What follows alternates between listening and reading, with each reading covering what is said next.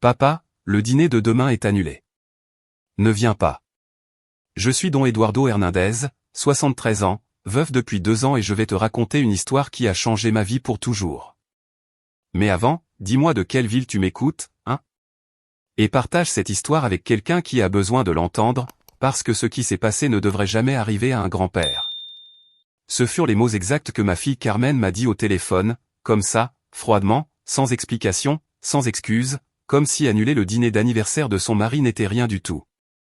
Carmen est ma plus jeune fille, la préférée. Depuis petite elle a toujours été spéciale pour moi. Sa mère, Esperanza, que Dieu ait son âme, me réprimandait toujours parce que je la défendais trop. Eduardo, tu vas la gâter, me disait-elle, mais je ne pouvais pas m'en empêcher. Cette petite avait quelque chose qui me faisait fondre le cœur. L'appel est arrivé un jeudi après-midi. J'étais dans mon petit salon en train de regarder les infos comme tous les jours. Ma maison est simple, pas grande ni luxueuse, mais c'est la mienne. Je l'ai payée avec 40 ans de travail dans la construction. Chaque peso dépensé dans cette maison venait de mes mains calleuses et de mon dos fatigué. Quand le téléphone a sonné, j'ai pensé que Carmen m'appelait pour confirmer les détails de demain. C'était le 50 anniversaire de Roberto, son mari, un homme qui, bon, ça c'est une autre histoire. Bonjour ma fille. Comment tu vas? Bien, papa. Je t'appelle pour te prévenir que le dîner de demain est annulé. Ne viens pas. J'ai senti comme un frisson glacé parcourir mon corps. Ce n'était pas seulement ce qu'elle disait, mais la façon dont elle le disait. La froideur dans sa voix, comme si elle parlait à un inconnu. Annulé. Il s'est passé quelque chose, Carmen? Non, rien de grave. C'est juste que Roberto ne se sent pas bien. On préfère remettre ça à un autre jour. Mais il y avait quelque chose dans sa voix qui ne me convainquait pas. Un peu de nervosité, une envie pressée de raccrocher et en plus je jure avoir entendu des voix en arrière-plan, comme s'il y avait du monde chez elle. Tu es sûre, ma fille? Si Roberto est malade, je peux. Non, papa, vraiment, ça va, il a juste besoin de se reposer. Je t'appelle la semaine prochaine pour qu'on s'organise. Elle a raccroché. Je suis resté assis là, le téléphone à la main, avec un vide étrange dans la poitrine. Pendant 48 ans de mariage, Esperanza m'a toujours dit que j'avais un 6e sens pour savoir quand quelque chose n'allait pas. Tu as le flair d'un vieux chien, Eduardo, me disait-elle en riant. Et ce jour-là, mon flair de vieux chien me disait que quelque chose n'allait pas. Cette nuit-là, j'ai presque pas dormi. Je repassais la conversation, les voix que je croyais avoir entendues au fond, la hâte de Carmen pour raccrocher. Roberto ne tombait jamais malade. C'était de ces hommes qui se vantent de ne jamais aller chez le médecin. Le vendredi matin, je me suis réveillé tôt, j'ai préparé mon café comme toujours, je me suis assis dans mon fauteuil préféré et j'ai pris une décision. Peut-être que j'étais fou, peut-être que je m'imaginais des choses, mais je devais savoir la vérité. Je suis allé au marché et j'ai acheté tout ce qu'il fallait pour faire le mole poblano, le plat préféré de Roberto. J'ai dépensé presque 500 pesos, environ $28, pour les ingrédients, de l'argent que je n'ai pas en trop, mais que j'ai toujours dépensé avec plaisir quand il s'agit de la famille. Ensuite, je suis passé chez le fleuriste de mon compadre Ressus et je lui ai commandé un bel arrangement, encore 300 pesos, environ $17. Au total, 800 pesos, environ $45, investis dans une fête qui, soi-disant, était annulée. C'est pourquoi, cet arrangement, compadre? M'a demandé Ressus en préparant les fleurs. Pour Roberto, c'est son anniversaire. Ressus m'a regardé bizarrement. Je lui avais raconté l'appel de Carmen la veille, qu'elle avait annulé le dîner. Oui, mais j'ai comme un pressentiment que quelque chose cloche. Mon compadre me connaît depuis 30 ans. Il sait quand je parle sérieusement. Eduardo, fais attention. Parfois il vaut mieux ne pas savoir certaines vérités. Mais moi j'avais déjà décidé. Je me suis habillé avec ma chemise blanche du dimanche, la dernière que m'avait offerte Esperanza. J'ai mis mon pantalon de ville et je suis parti vers la maison de Carmen. En conduisant mon vieux pick-up dans les rues de Guadalajara, je pensais à tous les anniversaires qu'on avait fêtés ensemble. Les pinatas, les gâteaux, les rires. J'ai toujours fait partie de ces fêtes. J'ai toujours été le bienvenu. Qu'est-ce qui avait changé? Je suis arrivé dans son quartier à 7 heures pile, l'heure exacte qu'on avait fixée pour le dîner. Je me suis garé devant la maison et j'ai tout de suite su que j'avais eu raison. Il y avait des voitures partout, plein de voitures, des voitures que je reconnaissais. Et c'est à ce moment-là que j'ai confirmé ce que mon cœur savait déjà. Ma fille m'avait menti. Je suis resté debout là, devant cette maison que j'avais aidé à payer, en voyant toutes ces voitures garées, celle de mon fils Miguel, celle de mon compadre Raoul, celle des voisins de Carmen, même la voiture de ma sœur Guadalupe était là. Tout le monde fêtait, sauf moi. Avec les fleurs dans une main et le mol dans l'autre, j'ai marché doucement vers la porte principale. Chaque pas me faisait l'effet de marcher sur du verre brisé. La musique était plus forte, les rires plus clairs. C'était une vraie fête. Je me suis arrêté devant la porte en bois que j'avais moi-même vernie il y a 3 ans.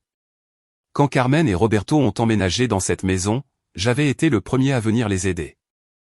J'avais peint les murs, réparé la plomberie, installé des lampes. Mes mains avaient construit une partie du bonheur qui se vivait dans cette maison et maintenant j'étais dehors, exclu comme un étranger. J'ai respiré profondément et j'ai frappé à la porte. Des pas se sont approchés de l'intérieur. La musique a baissé un peu. J'ai entendu la voix de Carmen qui demandait de l'autre côté, « Qui est-ce » ? « C'est moi, ma fille, ton papa. » Silence. Un silence qui a duré une éternité. J'ai entendu des murmures à l'intérieur, des voix inquiètes, comme si ma venue était une catastrophe. Finalement la porte s'est ouverte. Carmen est apparue avec un sourire forcé. Elle portait sa robe bleue, la jolie, celle des occasions spéciales.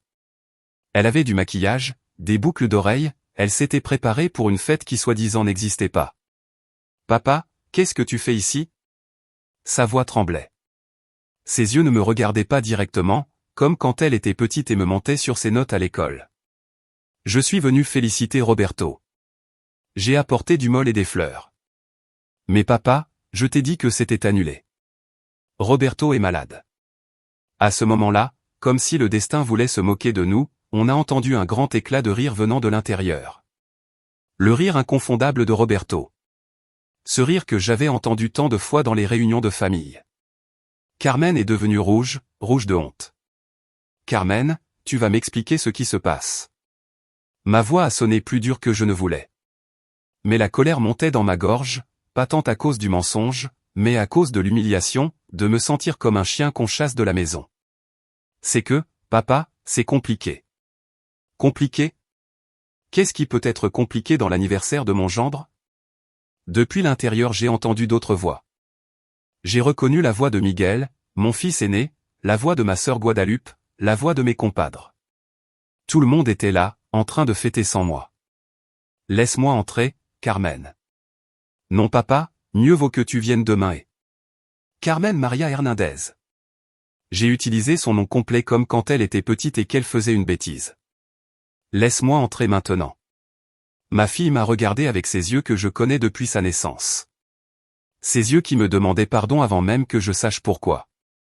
Elle a soupiré et s'est mise de côté. Je suis entré dans la maison.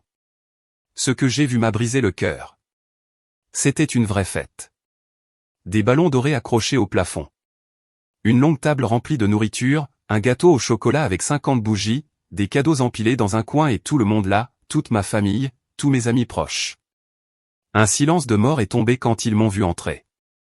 Roberto était au centre du salon avec un verre de vin à la main, portant une chemise neuve. Il n'avait pas l'air malade du tout. Au contraire, il avait l'air en pleine forme. Miguel, mon fils aîné, a été le premier à réagir. Il est venu vers moi avec une expression coupable. « Papa, je... »« Toi quoi, mon fils ? Je ne savais pas que Carmen t'avait dit que c'était annulé. Je pensais que tu arriverais en retard comme toujours. » Mensonge. Je n'arrivais jamais en retard aux réunions de famille. Au contraire, j'étais toujours le premier à arriver pour aider avec tout ce qu'il fallait. Ma sœur Guadalupe s'est approchée aussi, nerveuse. « Eduardo, comment vas-tu ? On ne t'attendait pas. Vous ne m'attendiez pas à l'anniversaire de mon gendre ? » Roberto, le fêté, est resté silencieux, buvant son vin, observant la scène comme si ce n'était qu'un film qui ne l'intéressait pas. J'ai posé les fleurs et le mol sur la table principale. Tout le monde me regardait comme si j'avais posé une bombe. J'ai apporté du mol poblano, le plat préféré de Roberto, et des fleurs pour décorer. Personne n'a rien dit. L'ambiance était tellement tendue qu'on aurait pu la couper au couteau. C'est alors que j'ai remarqué quelque chose qui m'a glacé le sang. Sur la table où étaient empilés les cadeaux, j'ai vu plusieurs cartes de crédit. Ma carte de crédit était là, celle que j'avais prêtée à Carmen le mois dernier pour une urgence qu'elle ne m'avait jamais bien expliquée. Carmen, ça, ce n'est pas ma carte? Ma fille a suivi mon regard et est devenue encore plus nerveuse. Oui, papa. C'est que, on allait tout payer à Roberto comme surprise, et... Avec ma carte, sans me demander? Le silence est devenu encore plus pesant. Roberto a finalement parlé. Eduardo, ne t'inquiète pas, on va tout te rembourser. Me rembourser? Me rembourser quoi? Carmen a regardé Roberto désespéré, comme pour lui dire de se taire. Le dîner, les boissons, quelques cadeaux, a dit Roberto avec un sourire que j'avais envie de lui effacer à coups de poing. On m'a exclu de la fête d'anniversaire de mon gendre, mais on a inclus mon argent. Les mots sont sortis de ma bouche comme des balles, chaque mot chargé de toute la colère et la déception que je ressentais. Miguel a essayé d'intervenir. Papa, ce n'est pas ce que tu crois. Pas ce que je crois? Alors c'est quoi, Miguel? Tu m'expliques ce que c'est? J'ai montré toute la salle, la fête, les invités, la carte de crédit sur la table. C'est que nous avons pensé que peut-être tu t'ennuierais, que la musique serait trop forte pour toi. Je m'ennuierais à l'anniversaire de mon gendre avec ma famille? Ma sœur Guadalupe a essayé de me calmer. Eduardo, ne t'énerve pas, assieds-toi. On mange ensemble. Et non. Ma voix a sonné plus ferme qu'elle ne l'avait fait depuis des années. Je ne vais pas m'asseoir, je ne vais pas manger et je ne vais pas rester. J'ai marché jusqu'à la table où se trouvait ma carte de crédit. Je l'ai prise et je l'ai rangée dans mon portefeuille. Combien vous avez dépensé? Roberto et Carmen se sont regardés. Papa, ça n'a pas d'importance. Si, ça a de l'importance, Carmen. Combien? Environ 8000 pesos, murmura ma fille. 8000 pesos. Presque 2 mois de ma pension, 2 mois de mon argent pour une fête à laquelle je n'ai même pas été invité. J'ai senti comme si on m'avait giflé. Très bien, ai-je dit avec un calme que moi-même je ne reconnaissais pas. Très bien. Je me suis dirigé vers la porte. Tout le monde me regardait sans savoir quoi faire ou quoi dire. Avant de sortir, je me suis retourné et je les ai tous regardés, ma fille, mon fils, ma sœur, mes compadres, Roberto. Profitez de votre fête, profitez de mon argent et profitez de célébrer sans moi. Je suis sorti de cette maison et j'ai fermé la porte derrière moi, mais je ne suis pas parti. Je suis resté debout dans le jardin sous la lumière de la lune, en regardant cette maison d'où sortait la musique et les rires, où ma famille continuait de fêter comme si de rien n'était. Et c'est là, debout dans ce jardin, que j'ai pris la décision la plus importante de ma vie. J'allais leur donner une leçon qu'ils n'allaient jamais oublier. Je suis resté là, debout dans le jardin, regardant cette maison où ma famille fêtait encore sans moi. La musique sonnait plus fort maintenant, comme si mon départ leur avait enlevé un poids des épaules, comme si maintenant ils pouvaient enfin profiter en paix. La colère bouillonnait dans mes veines, mais ce n'était pas une colère aveugle, c'était une colère calculée. La même qui m'avait aidé à survivre 40 ans dans la construction, où si tu ne réfléchis pas vite, une poutre peut te tomber sur la tête. J'ai sorti mon téléphone et j'ai appelé la banque. Même s'il était 8 heures du soir, je savais que le service automatique fonctionnait 24 heures sur 24. Pour signaler un vol ou une utilisation non autorisée de carte, appuyez sur 3. J'ai appuyé sur 3. Votre carte a été bloquée temporairement. Pour la réactiver, vous devrez vous présenter à l'agence avec une pièce d'identité officielle. Parfait. 8000 pesos, environ 445 $, d'achat qui allaient être annulés. Toutes ces dépenses que Roberto et Carmen avaient faites allaient être rejetées le lendemain. La bière, la nourriture, les cadeaux qu'ils avaient achetés, tout. Mais ça, ce n'était que le début. Je suis allé vers ma camionnette, mais avant de monter, j'ai appelé un autre numéro. Celui de mon compadre Jesus, le fleuriste. Allô, Jesus, c'est Eduardo. Tu te souviens de l'arrangement que je t'ai commandé pour Roberto? Oui, compadre. Qu'est-ce qui s'est passé? Ça ne t'a pas plu? Non, Jesus, les fleurs sont magnifiques, mais j'ai besoin de te demander une faveur. As-tu moyen d'annuler le paiement que j'ai fait aujourd'hui? Annuler? Il s'est passé quelque chose de grave? Je t'explique plus tard. Tu peux l'annuler? Eh bien oui. Comme tu as payé par carte et que c'était aujourd'hui même, je peux faire l'annulation. Mais, compadre, tu vas bien? Je vais parfaitement bien, Ressus. Fais-le, s'il te plaît. Et demain je t'explique tout. J'ai raccroché et j'ai appelé le boucher où j'avais acheté la viande pour le mol, puis celui qui m'avait vendu les piments. Un par un, j'ai annulé tous les paiements que j'avais faits ce jour-là, tout ce que j'avais dépensé pour cette fête qu'on m'avait refusée. Pendant que je faisais les appels, je voyais par la fenêtre de la maison des ombres bouger, des gens danser, ma famille profiter de mon absence. Quand j'ai terminé les annulations, je suis monté dans ma camionnette et j'ai roulé doucement vers ma maison. Mais ma tête, elle, n'allait pas doucement. Ma tête travaillait à toute vitesse, planifiant chaque mouvement de ce qui allait venir. Je suis arrivé chez moi à 9 heures du soir, une maison silencieuse, vide, mais au moins honnête, pas comme cette fête pleine de mensonges que je venais de voir. Je me suis assis dans mon fauteuil préféré, celui qu'Esperanza m'avait offert pour mes 60 ans, et j'ai sorti mon carnet d'adresses. Ce vieux carnet, plein de numéros et d'adresses que j'avais collectionnés pendant 73 ans de vie. J'ai cherché le numéro de Don Fernando, mon avocat, celui qui m'avait aidé quand Esperanza est morte avec tous les papiers de l'héritage. Il était 9h30 du soir, mais Don Fernando était de ces hommes qui répondent toujours au téléphone, surtout quand il s'agit de vieux amis. Eduardo, comment vas-tu? Il est tard pour que tu m'appelles. Fernando, j'ai besoin de te demander quelque chose. Tu te souviens de mon testament? Bien sûr. On l'a fait il y a 2 ans après la mort d'Esperanza. Pourquoi? Ce serait difficile de le changer? Il y a eu un silence de l'autre côté de la ligne. Eduardo, il s'est passé quelque chose avec tes enfants? Il s'est passé quelque chose, Fernando. Quelque chose qui m'a ouvert les yeux d'une manière que je n'aurais jamais imaginée. Veux-tu venir demain à mon bureau pour en parler? Oui, mais je veux que tu saches dès maintenant que je vais faire de gros changements, de très gros changements. D'accord, Eduardo. Je t'attends à 10 heures du matin.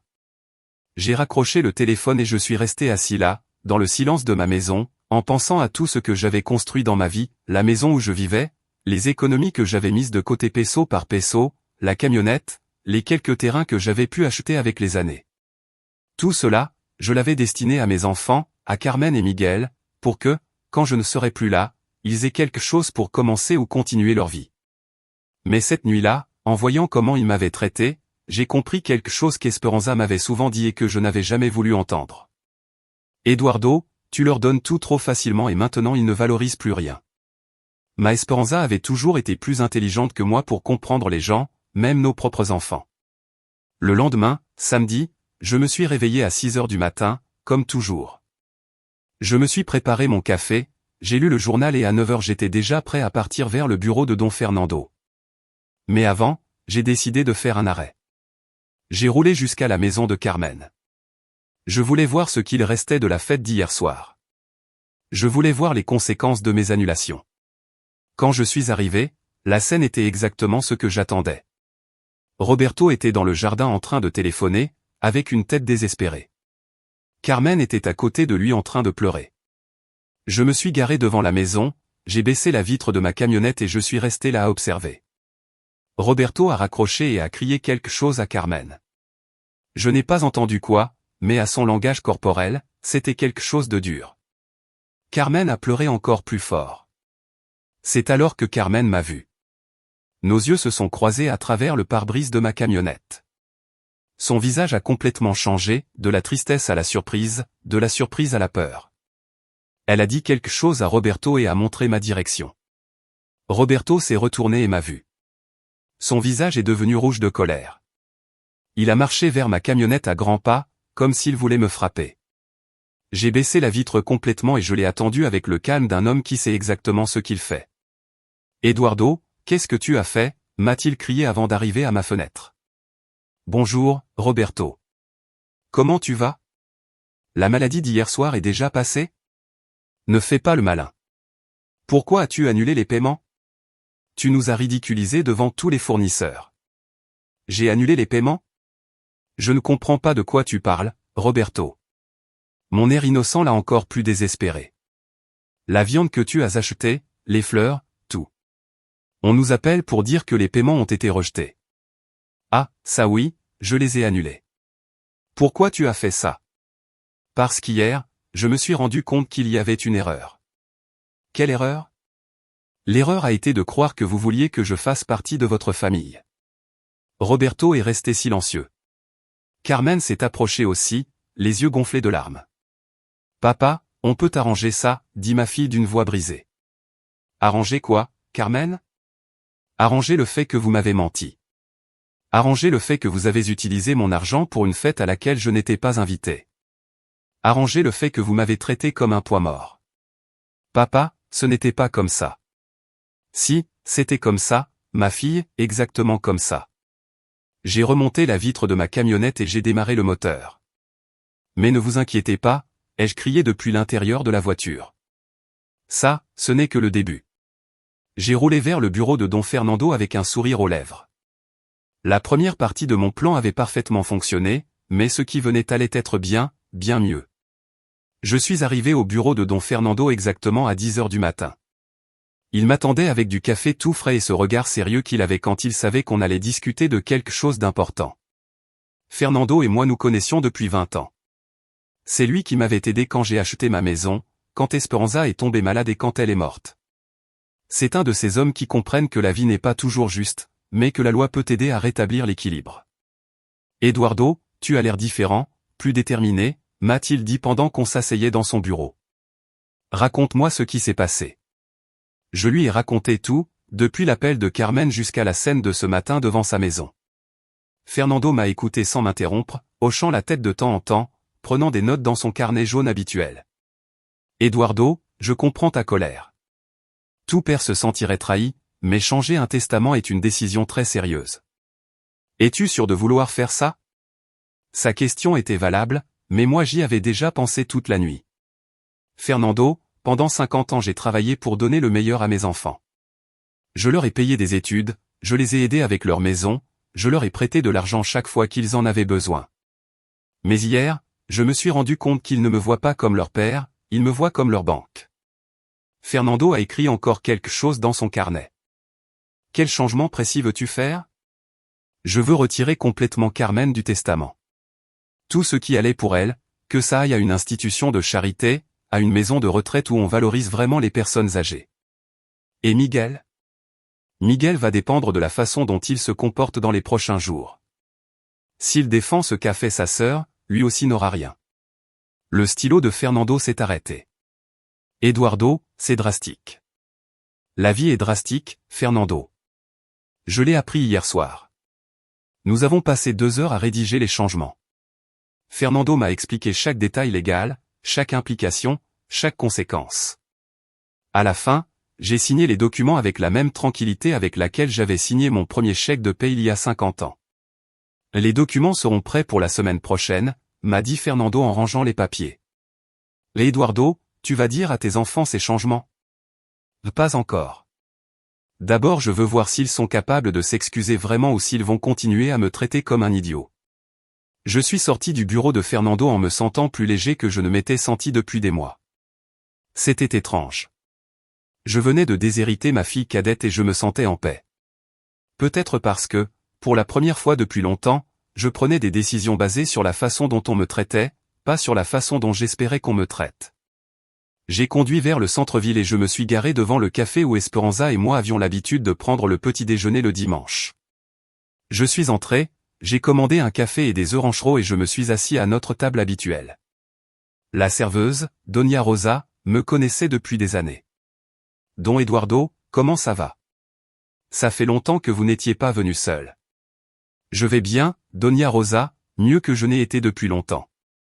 Pendant que je déjeunais, mon téléphone a sonné. C'était Miguel, mon fils aîné. Papa, on peut parler? Carmen m'a raconté ce qui s'est passé hier. Bien sûr, mon fils. Où veux-tu qu'on se voie? Je peux venir chez toi cet après-midi vers 16 heures. Je t'attends. J'ai raccroché en me demandant quelle version de l'histoire Carmen avait bien pu raconter à son frère. Sûrement une où elle était la victime et moi, le vieux fou qui a gâché une fête pour des malentendus. Je suis arrivé chez moi à midi et je me suis mis à nettoyer. Pas parce que c'était sale, mais parce que j'avais besoin d'avoir les mains occupées pendant que mon esprit digérait tout ce que j'avais fait ces 24 dernières heures. À 16 heures pile, Miguel a frappé à la porte. Il est venu seul, ce qui était un bon signe. Il avait un visage sérieux, mais pas agressif. Nous nous sommes assis au salon, sur les mêmes canapés où il faisait ses devoirs quand il était enfant. Papa, Carmen va très mal. Elle n'a pas arrêté de pleurer depuis hier soir. Et tu veux que je fasse quoi avec ça, Miguel? Que tu lui pardonnes. Que vous régliez ça en famille. En famille. Tu étais à cette fête, Miguel? Mon fils a baissé les yeux. Oui. Tu savais que Carmen m'avait dit que c'était annulé? Non, enfin, si, mais j'ai pensé. Tu as pensé que? J'ai pensé que c'était mieux comme ça, que ces derniers temps tu étais devenu très, très collant avec nous. Ces mots m'ont fait plus mal que tout ce qui s'était passé la veille. Collant. C'est comme ça que mon fils aîné voyait mon désir d'être proche de ma famille. Collant. Oui, papa. Depuis que maman est morte, tu veux toujours être à toutes les réunions. Tu appelles tout le temps, tu demandes toujours ce qu'on fait. Miguel, tu as des enfants? Tu sais que oui. Ça te plairait que, quand tu seras vieux, tes enfants te trouvent, collant, parce que tu veux être avec eux? Miguel est resté silencieux un long moment. Papa, ce n'est pas ça. Si, c'est ça, mon fils. Exactement ça. Vous voyez mon amour comme une gêne. Ne dis pas ça. Alors explique-moi. Explique-moi comment toute ma famille était à cette fête sauf moi. Explique-moi comment vous avez dépensé mon argent pour une célébration à laquelle je n'étais pas invité. Miguel a essayé de se défendre. Pour l'argent, c'était l'idée de Roberto. Carmen ne voulait pas utiliser ta carte, mais il a dit que tu ne t'en rendrais pas compte. Je ne m'en rendrai pas compte. Je suis si idiot que je ne vérifie pas mes relevés? Ce n'est pas ça, papa. Alors c'est quoi, Miguel? Explique-moi, parce que je ne comprends plus comment fonctionne cette famille. Mon fils s'est levé du canapé et a commencé à marcher dans le salon. C'était sa manière de réfléchir quand il était nerveux, comme quand il était adolescent. Papa, Roberto. Roberto a dit que c'était mieux de fêter sans toi parce que tu critiques toujours tout, que tu trouves toujours quelque chose de négatif dans ce qu'il fait. Et toi, tu es d'accord avec ça? Non, mais je ne voulais pas faire d'histoire non plus. Miguel, tu sais quelle est la différence entre toi et moi?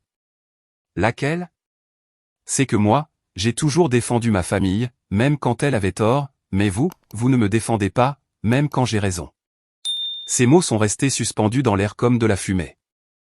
Miguel s'est rassis, mais cette fois il paraissait plus petit, plus jeune, comme l'enfant qui venait se consoler dans mes bras quand il faisait des cauchemars. Papa, qu'est-ce que tu veux que je fasse? Je veux que tu répondes à une question avec une honnêteté totale. D'accord. Tu crois que ce que vous avez fait était bien? Miguel a mis du temps à répondre. Je pouvais voir la lutte intérieure dans ses yeux. La loyauté envers sa sœur contre ce qu'il savait être juste. Non, papa, ce n'était pas bien. Et qu'est-ce que tu vas faire à ce sujet? Qu'est-ce que tu veux que je fasse? Rien, Miguel. Je ne veux pas que tu fasses quoi que ce soit. Je voulais juste savoir si j'avais au moins un fils capable de reconnaître quand quelque chose est mal. Mon fils s'est levé pour partir. À la porte, il s'est tourné vers moi. Papa, tu vas pardonner à Carmen? Ça, ai-je dit, c'est une question à laquelle seul le temps répondra. Quand Miguel est parti, je suis resté assis dans mon salon à regarder les photos de famille accrochées au mur. Des photos d'anniversaire, de Noël, de remise de diplômes, des moments heureux qui, maintenant, semblaient être des souvenirs d'une autre vie.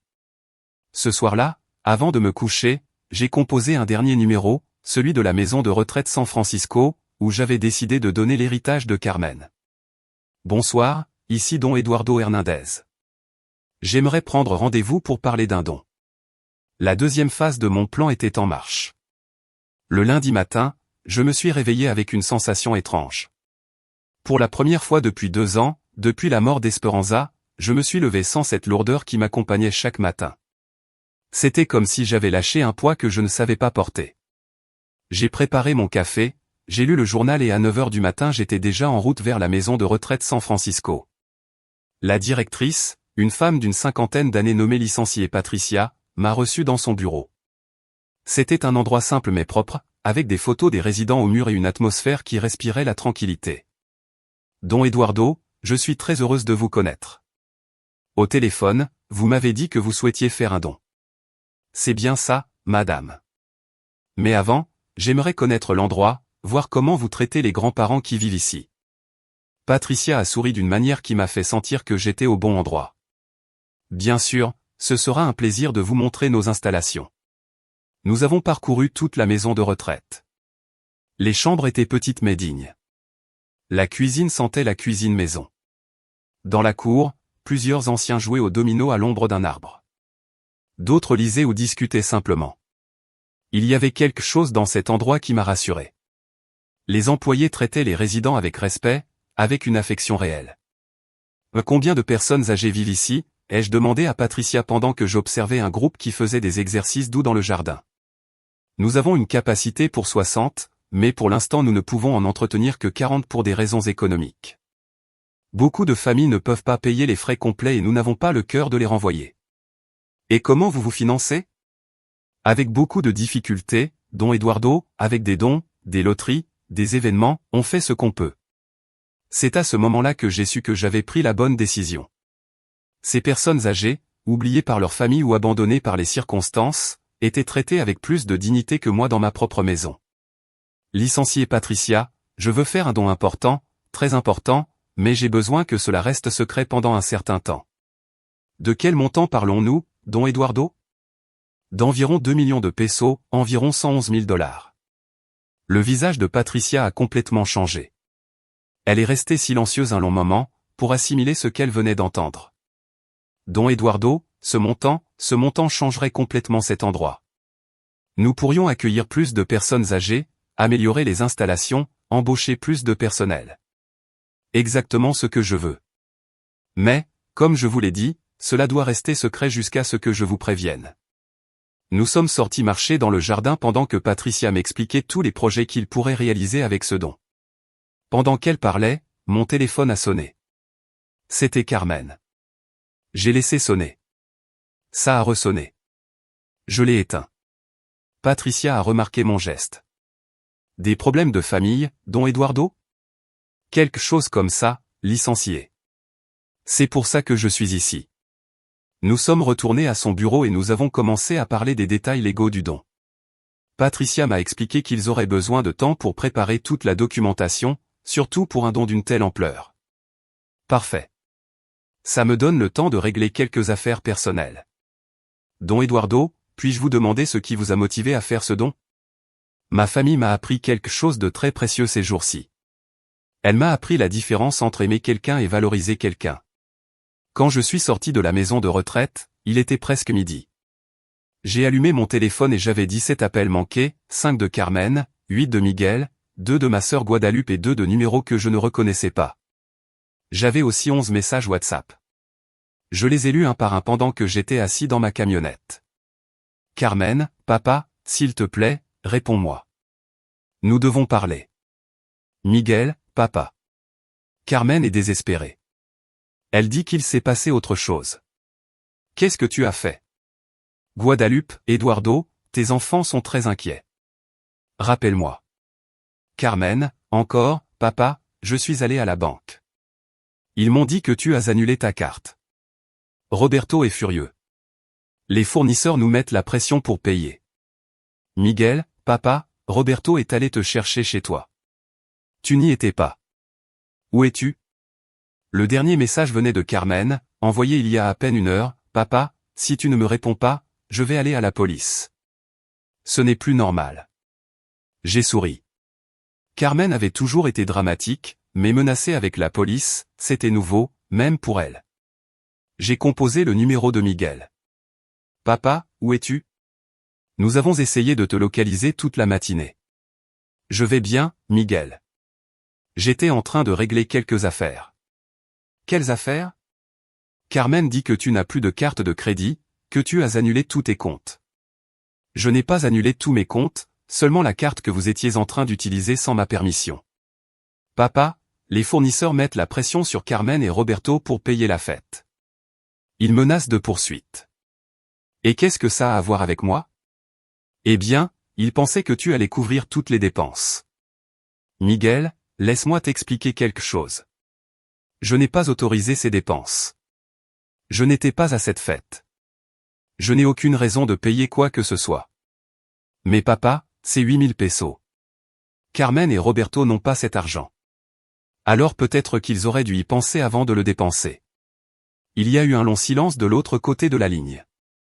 Papa, tu te rends compte que tu es en train de ruiner la vie de ta propre fille? Non, Miguel, je ne ruine rien. J'ai seulement cessé de réparer les problèmes qu'ils créent eux-mêmes. Qu'est-ce que tu veux dire par là? Je veux dire que pendant des années, je les ai sauvés des conséquences de leurs décisions. Des prêts qu'ils ne m'ont jamais remboursés, des dépenses que j'ai couvertes sans qu'ils me le demandent, des problèmes que j'ai résolus sans remerciement. Mais c'est fini. Papa, tu es très dur. Dur, Miguel? Tu sais ce qui est dur. Dur, c'est travailler 40 ans pour donner le meilleur à tes enfants et qu'ils te remercient en t'excluant de leur vie. Miguel a soupiré au téléphone. Qu'est-ce que tu veux que nous fassions? Rien. Je ne veux pas que vous fassiez quoi que ce soit. Je veux seulement que vous assumiez les conséquences de vos actes, comme les adultes que vous êtes. Et si Carmen ne peut pas payer? Si on la poursuit, elle apprendra alors que les décisions ont des conséquences. J'ai raccroché et j'ai conduit jusqu'à ma maison. Quand je suis arrivé, il y avait une voiture garée devant ma porte. C'était la voiture de Roberto. Il était debout dans mon jardin, marchant de long en large comme un animal en cage. Quand il m'a vu arriver, il s'est approché de ma camionnette avec une sale tête. Eduardo, nous devons parler maintenant. Bonjour, Roberto. Comment va ta maladie? Arrête de faire le malin. Tu vas nous aider avec ça ou pas? Nous aider avec quoi? Avec les 8000 pesos que nous devons pour la fête. Les 8000 pesos que vous avez dépensés pour une fête à laquelle je n'ai pas été invité. Écoute, Eduardo, je sais que tu es en colère, mais là, ça nous échappe. Les fournisseurs menacent de nous emmener au tribunal. Je suis descendu de ma camionnette et j'ai marché vers la porte de ma maison. Roberto m'a suivi. Eduardo, Carmen est anéantie. Elle n'a pas mangé depuis 2 jours. Elle est malade de nerfs.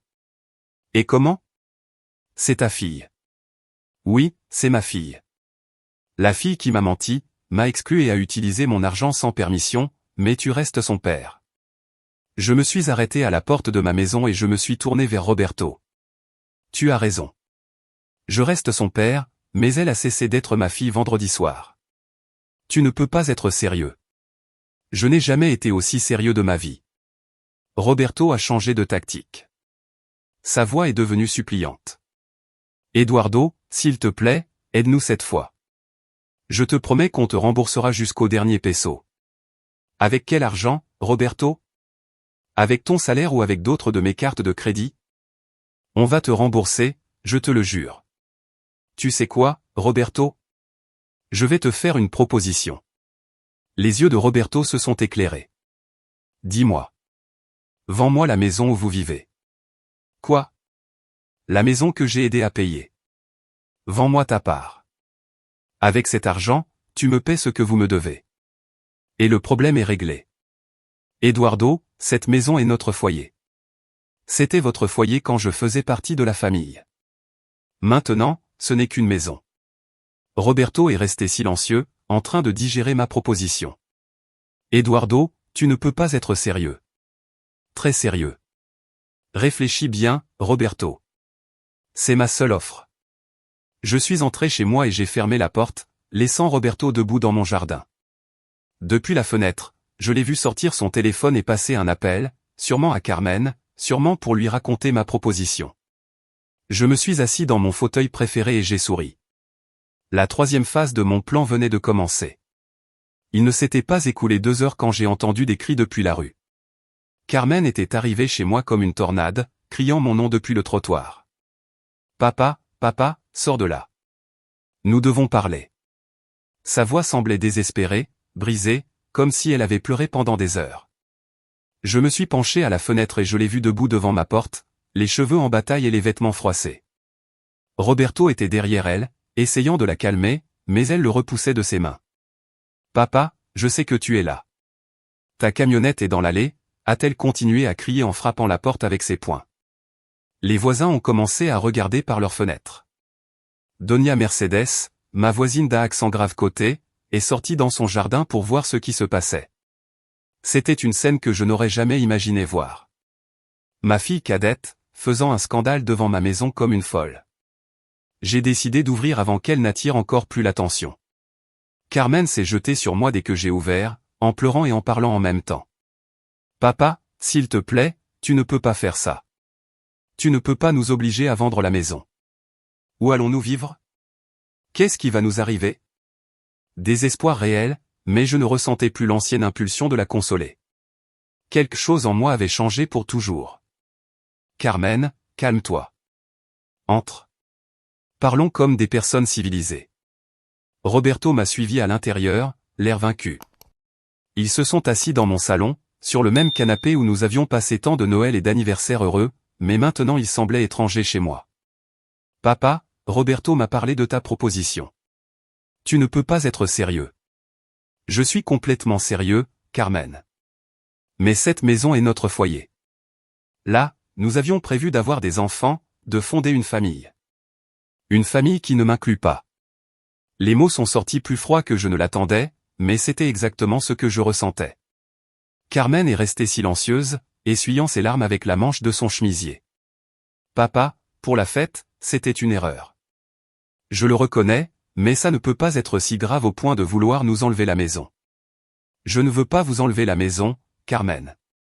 Je vous donne une solution au problème que vous avez créé. Roberto a fini par parler. Eduardo, la maison vaut bien plus que 8000 pesos. Si tu nous obliges à la vendre, nous allons perdre beaucoup d'argent. Alors peut-être que vous auriez dû y penser avant de dépenser 8000 pesos pour une fête sans avoir de quoi payer. Carmen s'est levée du canapé et a commencé à marcher dans mon salon comme un animal en cage. Papa, ce n'est pas toi. Tu nous as toujours aidés quand on avait des problèmes. Tu as toujours été là pour nous. Tu as raison, Carmen. J'ai toujours été là pour vous. Mais vous n'étiez pas là pour moi quand j'avais besoin d'être avec ma famille. Ce n'était qu'une fête, papa. Juste une stupide fête. Non, Carmen. Ce n'était pas juste une fête. C'était un mensonge, c'était une trahison. C'était vous me disant que je suis un poids dans vos vies. Ma voix montait, mais je m'en fichais. Il était temps qu'ils entendent des vérités que j'avais gardées trop longtemps. Roberto a essayé d'intervenir. Eduardo, nous comprenons que tu sois fâché. Fâché, Roberto? Je ne suis pas fâché. Être fâché, c'est quand ton équipe de foot perd. Ça, c'est une trahison familiale. Tu n'exagères pas? J'exagère? Tu crois que j'exagère? Je me suis levé de mon fauteuil et je suis allé à la cuisine. Du tiroir, j'ai sorti tous les reçus et justificatifs que j'avais gardés pendant les 2 dernières années, factures de réparation que j'avais payées dans leur maison, reçus de prêts que je leur avais faits, preuves de dépenses que j'avais couvertes sans qu'ils me le demandent. Je suis revenu au salon avec la pile de papier et je les ai posés sur la table basse. Vous voyez ça? Ce sont 22 000 pesos que je vous ai prêtés ces 2 dernières années. 22 000 pesos que vous ne m'avez jamais remboursés. Carmen et Roberto ont regardé les papiers sans savoir quoi dire. La réparation du toit de votre maison, 4 000 pesos. Le prêt pour la voiture de Carmen, 8 000 pesos. Les pneus neufs pour la voiture de Roberto, 3 000 pesos. Le prêt pour votre lune de miel? J'ai continué à lire chaque reçu, chaque justificatif, chaque peso que j'avais dépensé pour eux sans rien me demander en retour. Carmen devenait plus pâle à chaque chiffre que je mentionnais. 25 factures différentes, Carmen. 25 fois où vous avez eu besoin de mon aide et où je vous l'ai donnée sans poser de questions. 25 fois où j'ai montré que, pour moi, la famille passe avant tout. Papa, nous ne savions pas que tu tenais le compte de tout ça. Je ne tiens pas le compte, Carmen. Je garde seulement les justificatifs. Mais ce dont je tiens le compte, c'est du nombre de fois où vous m'avez aidé, moi, quand j'en ai eu besoin. Je me suis rassis dans mon fauteuil et je vous ai regardé droit dans les yeux. Vous savez combien de fois? 0. 0 fois. Roberto a essayé de se défendre. Eduardo, tu ne demandes jamais d'aide. Je ne demande pas d'aide? Quand Esperanza est morte, qui, d'après vous, a nettoyé cette maison pendant un mois parce que je ne pouvais même pas me lever du lit? Ma sœur Guadalupe. Qui, d'après vous, m'a accompagné chez le médecin quand j'ai cru avoir des problèmes au cœur? Mon compadre Jesus. Qui, d'après vous, m'a apporté à manger pendant 2 semaines quand j'ai eu la grippe? Doña Mercedes, ma voisine. Les larmes de Carmen ont recommencé à couler, mais cette fois elles étaient différentes. Ce n'étaient pas des larmes de désespoir, c'étaient des larmes de culpabilité. Vous deux, vous avez été trop occupés par vos vies pour remarquer que votre père avait lui aussi besoin de sa famille. Le silence dans le salon était si lourd qu'on aurait pu le couper au couteau. Roberto regardait le sol. Carmen s'essuyait les larmes, mais elle continuait de tomber. Papa, nous ne savions pas. Bien sûr que vous ne saviez pas, Carmen, parce que vous n'avez jamais demandé. Je me suis relevé et j'ai marché vers la fenêtre. Dehors, la vie continuait normalement. Les enfants jouaient dans la rue. Les voisins arrosaient leurs plantes. Le monde continuait de tourner comme si de rien n'était. Vous savez quelle est la différence entre vous et Doña Mercedes? Laquelle? Demanda Carmen d'une voix brisée. Que Doña Mercedes me demande comment je vais et elle reste pour écouter la réponse. Vous me demandez comment je vais et vous pensez déjà à la prochaine chose que vous devez faire. Roberto s'est levé du canapé. Eduardo, nous comprenons que nous avons fait des erreurs. Ce ne sont pas des erreurs, Roberto. Les erreurs sont des accidents. Ça, c'était une décision consciente de m'exclure de vos vies. Qu'est-ce que tu veux que nous fassions? Je veux que vous assumiez les conséquences de vos décisions, comme les adultes que vous êtes. Et si nous ne pouvons pas vendre la maison? Alors trouvez une autre manière d'obtenir 8000 pesos. Carmen s'est approchée de moi et m'a pris les mains. Ses mains tremblaient. Papa, s'il te plaît, une dernière chance. Je te promets que tout va changer. Je l'ai regardé dans les yeux. Ces yeux que je connaissais depuis sa naissance, ces yeux qui m'avaient fait fondre le cœur pendant 30 ans. Mais maintenant j'y voyais autre chose. Je ne voyais pas un vrai repentir. Je voyais une envie désespérée de sortir du problème. Carmen, est-ce que tu crois vraiment que ce que vous avez fait vendredi était mal? Oui, papa, c'était très mal. Et pourquoi c'était mal? Parce que nous t'avons blessé. Non, Carmen. C'était mal parce que vous m'avez exclu. C'était mal parce que vous m'avez menti. C'était mal parce que vous avez utilisé mon argent sans permission, mais surtout c'était mal parce que vous avez pris la décision consciente de fêter sans moi. J'ai compris, papa. J'ai tout compris. Non, Carmen, tu n'as rien compris. Je me suis dégagé de ses mains et j'ai marché vers la porte d'entrée. Parce que si tu avais compris, tu ne serais pas ici à me demander de résoudre le problème que vous avez créé. Tu serais ici pour me dire comment vous allez le résoudre vous-même. J'ai ouvert la porte et j'ai attendu qu'il sorte. Vous avez une semaine pour trouver les 8000 pesos. Sinon, j'entame la procédure pour récupérer la maison. Carmen est sortie en pleurant. Roberto m'a regardé avec un mélange de colère et de respect que je n'avais jamais vu avant. Eduardo, ça ne va pas en rester là. Tu as raison, Roberto. Ça ne fait que commencer. J'ai fermé la porte et je suis resté de l'autre côté à écouter leur voiture s'éloigner. J'ai sorti mon téléphone et j'ai composé le numéro de Don Fernando. Fernando, c'est Eduardo. J'ai besoin que tu prépares des documents supplémentaires. Quel type de documents? Une plainte civile pour récupérer mon investissement dans la maison de Carmen. Eduardo, tu es sûr? Je n'ai jamais été aussi sûr de quelque chose de ma vie. La 4e phase de mon plan venait de commencer. Les 3 jours suivants ont été les plus tranquilles que j'ai eus depuis des mois, sans appel désespéré de Carmen pour demander des prêts, sans visite surprise de Roberto qui avait besoin que je lui répare quelque chose chez lui, sans message de Miguel me demandant si je pouvais garder les enfants. Pour la première fois depuis longtemps, mon téléphone restait silencieux et ma maison en paix. Jeudi matin, pendant que je prenais mon café dans le jardin et que je lisais le journal, j'ai entendu qu'on frappait à la porte. Il était tôt, à peine 8 heures. Quand j'ai ouvert, je suis tombé sur ma sœur Guadalupe. Elle avait l'air sérieuse et tenait un sac du marché dans les mains. Bonjour, Eduardo. Je peux entrer? Bien sûr, Guadalupe, entre. Ma sœur est entrée dans la cuisine et a commencé à sortir des légumes de son sac sans me demander la permission. Tomates, oignons, piments, coriandre. Qu'est-ce que tu fais, ma sœur? Je vais te faire à manger. On voit que tu ne manges pas bien. C'était vrai. Les derniers jours, je vivais de café et de tortillas avec des haricots. Je n'avais pas envie de cuisiner pour une seule personne. Pendant que Guadalupe coupait les légumes, elle a parlé sans me regarder. Carmen est venue me chercher hier. Et qu'est-ce qu'elle voulait? Que je parle avec toi, que je te convainque de lui donner une chance. Et qu'est-ce que tu lui as dit? Je lui ai dit de se trouver un travail à mi-temps et d'arrêter d'embêter son père. La réponse de ma sœur m'a surpris. Je m'attendais à ce qu'elle arrive pour défendre Carmen, comme la famille le fait toujours quand il y a des problèmes. Guadalupe, tu savais pour la fête? Ma sœur a arrêté de couper les légumes et m'a regardé droit dans les yeux. Oui, Eduardo, je savais. Et pourquoi tu ne m'as rien dit? Parce que je pensais que Carmen t'avait bien expliqué pourquoi il valait mieux que tu ne viennes pas. Et quelle était cette explication?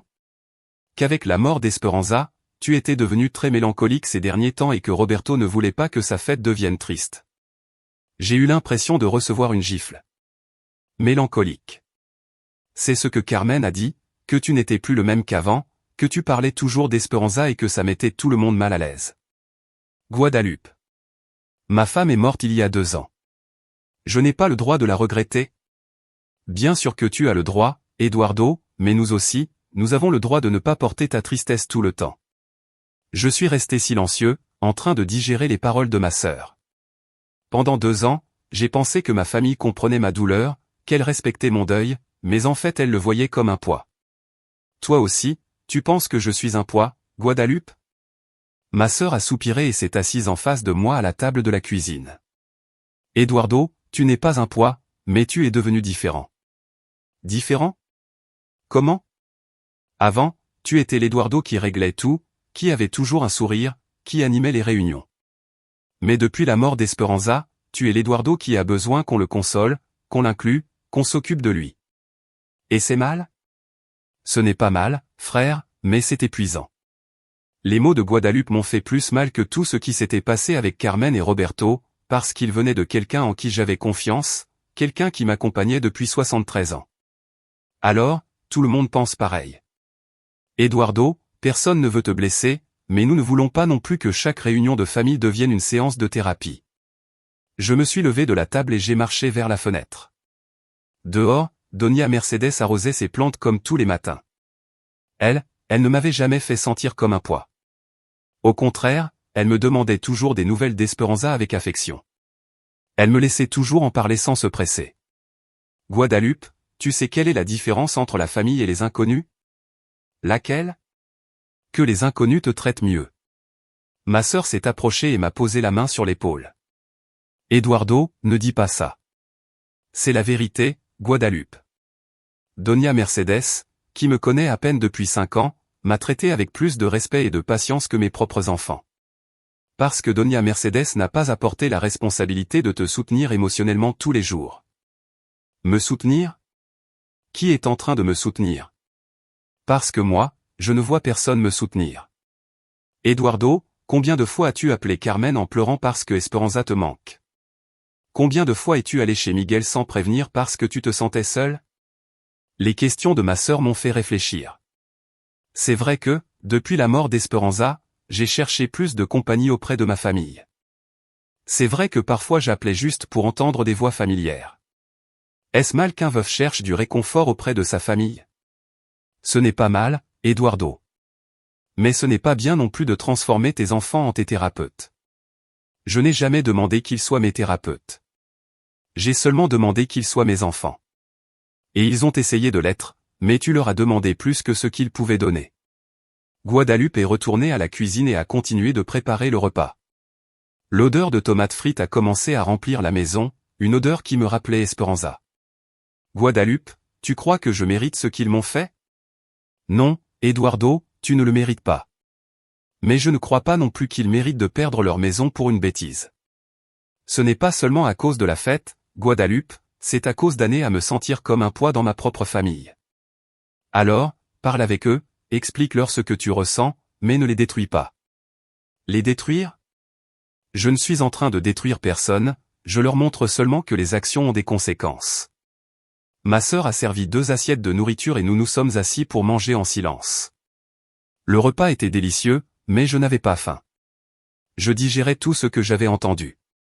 C'était vrai que j'étais devenu un poids pour ma famille. C'était vrai que ma douleur pour Esperanza les mettait mal à l'aise. Guadalupe, qu'est-ce que tu ferais à ma place? Je pardonnerais, Eduardo. Je pardonnerai et j'essaierai d'arranger les choses. Et s'ils n'apprennent pas la leçon, au moins tu auras fait ce qui est juste. Ce qui est juste selon qui? Ce qui est juste selon l'Eduardo que j'ai connu pendant 70 ans. L'Eduardo qui a toujours mis la famille en premier. Après avoir mangé, Guadalupe est partie. Je suis resté seul chez moi à penser à ces paroles. Suis-je vraiment devenu si différent? C'était vrai que ma tristesse les fatiguait. J'ai sorti une photo d'Esperanza de mon portefeuille, une photo prise pour notre dernier anniversaire, 2 mois avant sa mort. Sur cette photo je souriais, un vrai sourire, pas forcé. C'était quand, la dernière fois que j'ai souri comme ça? Ce vendredi après-midi, le téléphone a sonné. C'était Carmen. Papa, on peut parler? Sa voix sonnait différente, plus calme, moins désespérée. Parle, Carmen. Nous avons trouvé 4000 pesos. Roberto a vendu sa moto et moi j'ai mis en gage ma bague de fiançailles. Et les autres 4000? Nous essayons de les obtenir. Mais, papa, je veux te demander pardon. Pardon pour quoi exactement? Pour tout. Pour le mensonge, pour avoir utilisé ton argent, pour t'avoir fait sentir que tu n'es pas important pour nous. Carmen, tu dis ça parce que tu as besoin d'argent ou parce que tu le ressens vraiment? Il y a eu une longue pause avant qu'elle ne réponde. Les deux, papa, oui j'ai besoin de ton aide. Mais je me suis aussi rendu compte que nous avons été très égoïstes avec toi. Comment t'en es-tu rendu compte? Parce que ces jours où tu n'as pas répondu au téléphone, j'ai pensé à toutes les fois où tu nous as aidés et à toutes les fois où nous t'avons ignoré. Carmen, tu crois que je suis un poids pour la famille? Un poids? Pourquoi tu demandes ça? Réponds juste. Non, papa, tu n'es pas un poids. Tu es notre père. Mais depuis la mort de ta maman, depuis que maman est morte, tu es resté triste. C'est normal. Mais nous n'avons pas su comment t'aider. Ces mots semblaient sincères, mais j'avais déjà pris des décisions que je n'avais pas l'intention de changer. Carmen, je te remercie pour les excuses, mais ça ne change pas les conséquences. Qu'est-ce que tu veux dire? Que même si tu me demandes pardon, même si tu trouves les 8000 pesos, il y a des choses qui ne peuvent plus être défaites. Quelles choses? Tu le sauras bientôt. J'ai raccroché et j'ai appelé Don Fernando. Fernando, les documents du testament sont-ils prêts? Oui, Eduardo. Tu veux que je les remette déjà? Pas encore, mais je veux que tu organises une réunion de famille pour la semaine prochaine. Une réunion de famille? Oui. Je veux que Carmen, Miguel et ma sœur Guadalupe soient là. Il est temps qu'ils sachent ce que j'ai décidé de faire de mon héritage. Eduardo, tu es sûr? Totalement sûr. La 5e phase de mon plan était sur le point de commencer. Mardi matin, j'ai reçu un appel auquel je ne m'attendais pas. C'était Miguel, mais sa voix sonnait étrange, nerveuse. Papa, j'ai besoin de te voir. Mais seul, sans Carmen, sans Roberto, sans personne d'autre. Il s'est passé quelque chose, mon fils? Oui, papa. Il s'est passé quelque chose de très grave. Je peux venir chez toi dans 1 heure? Je t'attends.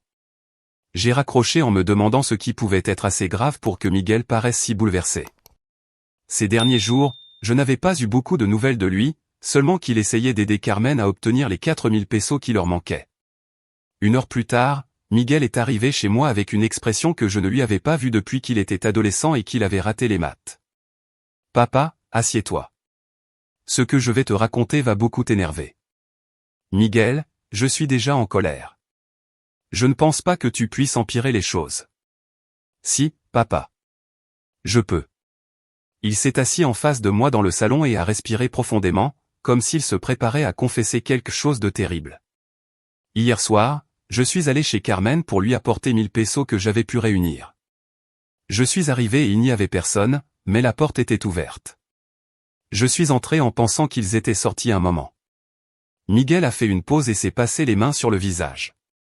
Je suis monté dans leur chambre pour laisser l'argent sur la table de nuit et j'ai trouvé quelque chose que je n'aurais pas dû voir. Qu'est-ce que tu as trouvé? Roberto parlait au téléphone avec quelqu'un. Il ne m'a pas vu. Il était dans la salle de bain, la porte entr'ouverte, et j'ai pu écouter toute la conversation. Quelle conversation? Roberto disait à quelqu'un que tu étais déjà tombé dans son piège, que tout s'était passé mieux que prévu.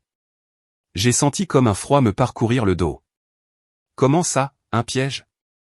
Papa, la fête, l'exclusion. Tout a été planifié par Roberto.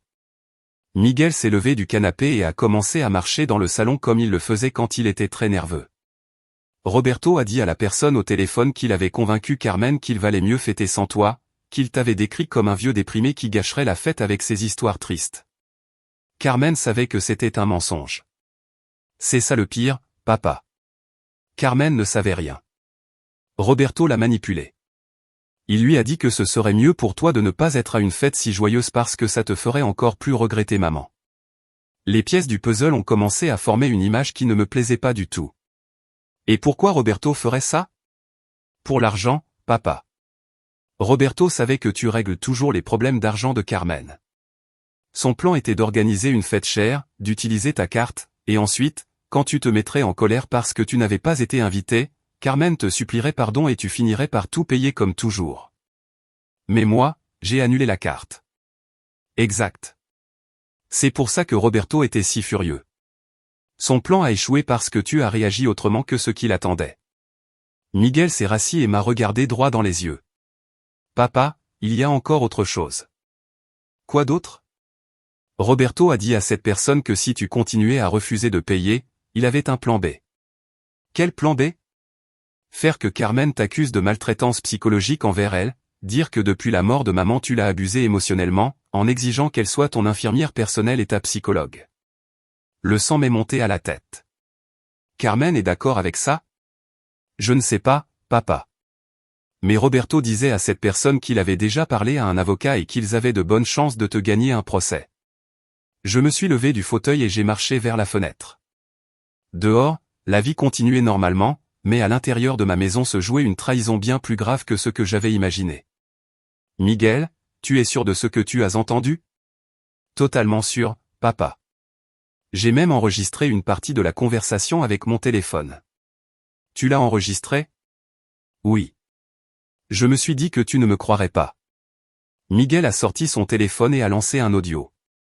C'était la voix de Roberto, claire et reconnaissable. Le vieux est plus têtu qu'on ne pensait, mais ne t'inquiète pas, s'il ne paie pas volontairement, Carmen va dire qu'il l'a fait chanter émotionnellement depuis la mort de sa mère. Nous avons des témoins qui peuvent déclarer qu'il est devenu un poids pour toute la famille. L'audio continuait, mais j'avais déjà assez entendu. Miguel, qui d'autre sait ça? Personne, papa.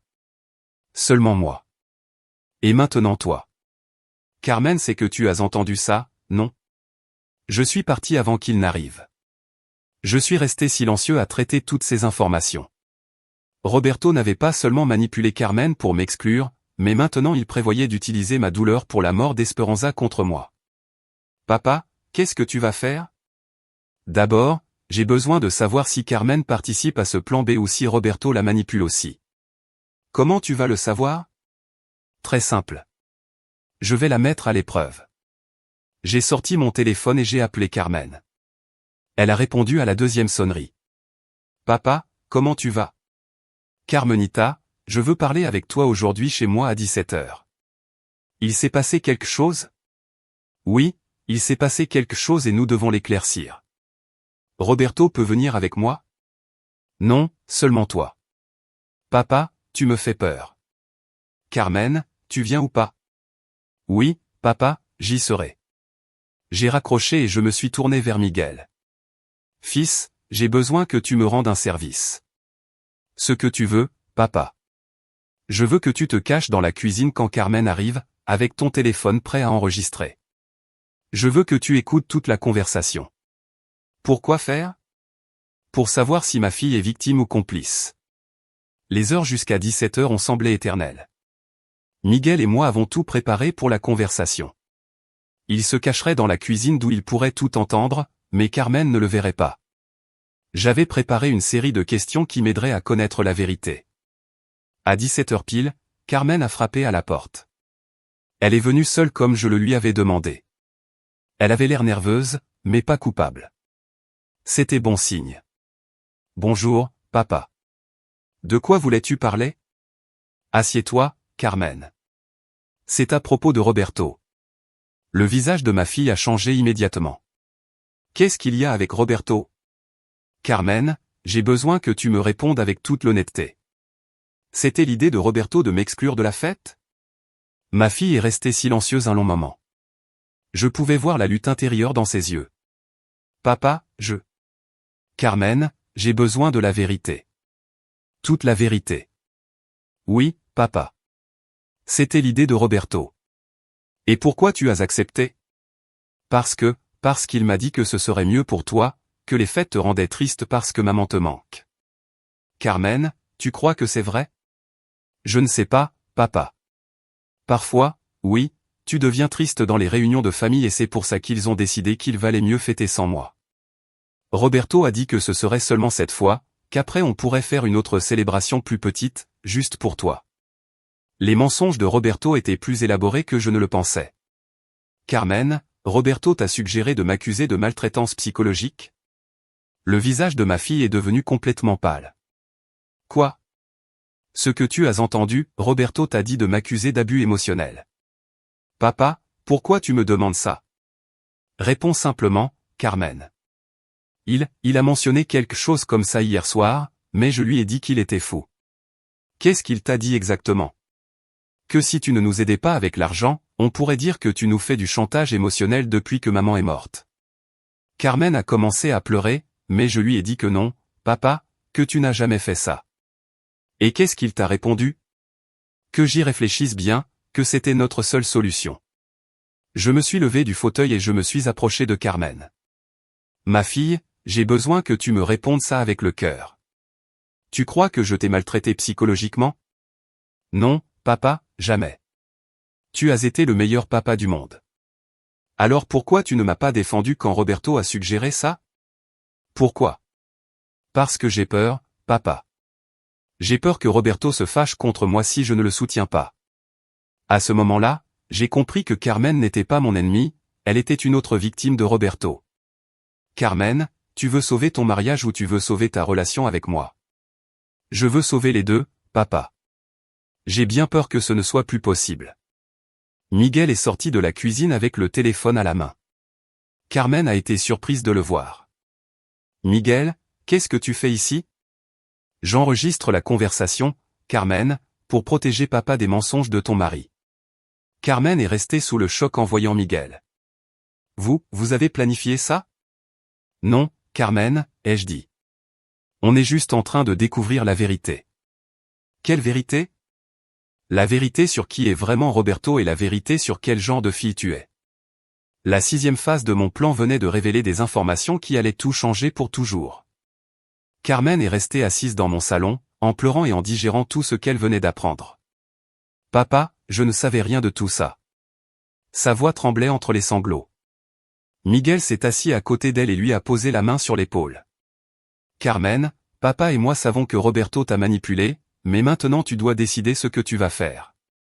Qu'est-ce que tu veux dire? Je veux dire que tu dois choisir. Ou tu es du côté de Roberto, ou tu es du côté de la famille. Les mots de Miguel étaient directs, sans place pour les demi-mesures. Carmen m'a regardé avec des yeux désespérés. Papa, qu'est-ce qui va se passer maintenant? Ça dépend de toi, Carmen. Tu vas continuer à protéger Roberto après avoir su ce qu'il prévoyait de faire avec moi? C'est mon mari, papa.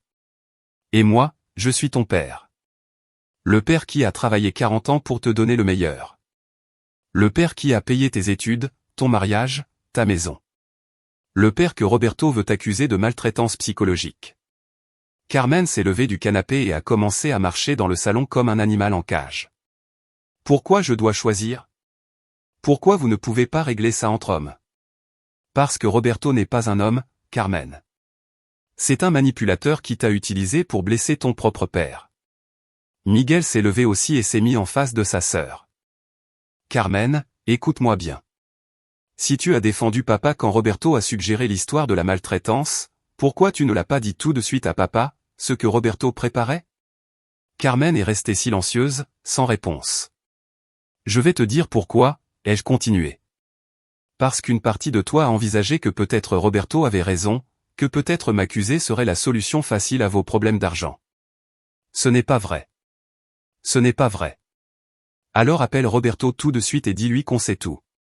Dis-lui que ses plans sont terminés et que tu vas divorcer de lui. Carmen a sorti son téléphone avec des mains tremblantes, mais elle n'a pas composé. Je ne peux pas faire ça, papa. Pourquoi tu ne peux pas? Pourquoi? Parce que je n'ai nulle part où aller. Parce que toute ma vie est avec lui. Ta vie est avec lui, mais ta famille est ici. Miguel est intervenu à nouveau. Carmen, papa te donne une chance de faire ce qui est juste. Ne la gâche pas. Et si je divorce, qu'est-ce qui va m'arriver? Tu vas venir vivre ici, chez toi, la maison où tu as grandi, où tu seras toujours la bienvenue. Les mots sont sortis de ma bouche avant que je les pense, mais ils étaient vrais. Malgré tout, Carmen, tu restais ma fille. Tu es sérieux, papa? Totalement sérieux, mais à une condition. Laquelle? Que tu rompes complètement avec Roberto, que tu n'aies plus aucun contact avec lui, que tu divorces et que tu commences une nouvelle vie. Carmen s'est rassis, la tête entre les mains. Papa, ce n'est pas si facile. Bien sûr que ce n'est pas facile, Carmen. Faire ce qui est juste n'est jamais facile, mais c'est nécessaire. Le téléphone de Carmen a sonné. C'était Roberto. Elle a regardé l'écran, puis m'a regardé. Je réponds? Réponds, mais mets en haut-parleur. Je veux entendre ce qu'il te dit. Carmen a répondu d'une voix tremblante. Allô? Carmen, où es-tu? Je suis arrivé à la maison et tu n'y es pas. Je suis chez mon père. Qu'est-ce que tu fais là? Je pensais qu'on allait dîner ensemble. Roberto, nous devons parler. De quoi? De ce que tu as prévu de faire avec mon père. Il y a eu un long silence de l'autre côté de la ligne. De quoi tu parles, Carmen? Du plan pour l'accuser de maltraitance psychologique. Carmen, je ne sais pas de quoi tu parles. Roberto, s'il te plaît, ne mens plus. Qui est là avec toi? Mon père et Miguel. Carmen, sors de là tout de suite. Ces gens te lavent le cerveau. Ces gens, c'est ma famille. Ta famille, c'est moi, Carmen. Je suis ton mari. Ma famille, c'est celle qui m'aime sans condition, Roberto. Celle qui ne me demande pas de trahir mon propre père. Roberto a changé de tactique. Sa voix est devenue douce, manipulatrice. Carmen, mon amour, viens à la maison. On peut arranger ça ensemble. Sans ton père, sans Miguel, juste toi et moi, comme toujours. Non, Roberto. Comment ça, non? Je ne vais pas rentrer à la maison et on ne va rien arranger. Carmen, si tu sors de cette maison sans moi, tu ne pourras pas revenir. Très bien, Roberto, je ne veux plus revenir. Carmen a raccroché et s'est mise à pleurer immédiatement. Miguel l'a prise dans ses bras et je me suis approché pour lui caresser la tête, comme quand elle était petite. Carmen, tu viens de faire la chose la plus courageuse de ta vie. Et maintenant, qu'est-ce qui va se passer, papa? Maintenant, tu vas venir vivre ici pendant qu'on règle le divorce et demain nous irons tous ensemble au bureau de Don Fernando. Pourquoi faire? Pour signer des documents très importants.